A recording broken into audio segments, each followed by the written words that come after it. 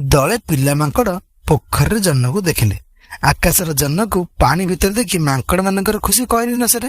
ସେମାନଙ୍କ ଭିତରୁ ଜଣେ କହିଲା, ଆରେ ଦେଖରେ, ପୋଖରୀ ଭିତରେ ଜହ୍ନ, ଚାଲ ତାକୁ ଧରିବା।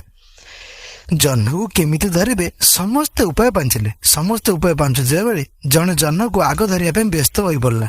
ତେଣୁ ସେ କିଛି ଚିନ୍ତା ନ କରି ପୋଖରୀ ଭିତରକୁ ମାରିଲା ଗୋଟିଏ କୁଦା। ହେଲେ ଜହ୍ନ କାହିଁ? ପାଣି ଭିତରେ ଜହ୍ନ ଏକବାର ଛୁ। ପାଣିରେ ପହଁରୁଥିବା ମାଙ୍କଡଟି କହିଲା, ଆରେ କୁଆଡେ ଗଲା ଜହ୍ନ? ଅନ୍ୟମାନେ ଗଛ ଉପରେ ଗଲେ, ତୋ କୋଦାରେ ବୋଧ ସେ ଡରିଗଲା।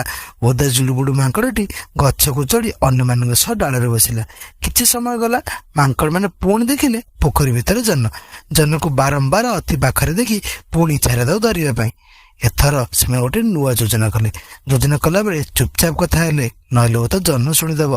ସେମାନେ ସ୍ଥିର କଲେ ଜଣେ ଅନ୍ୟ ଜଣଙ୍କର ହାତ ଧରାଧରି ହୋଇ ଗଛରୁ ତଳକୁ ଲଟକିବେ ଓ ଚୁପଚାପ ଜହ୍ନକୁ ଧରି ପକେଇବେ। ଏହିପରି ଯୋଜନା କରି ସେମାନେ ଆରମ୍ଭ କରିଦେଲେ ଜହ୍ନ ଧରିବା କାମ। ଏତେବେଳେ ଯେ ଗୋଟିଏ ବୁଢା ମାଙ୍କଡ ଗଛରେ ଥାଇ ସେମାନଙ୍କ କାମ ଦେଖୁଥାଏ।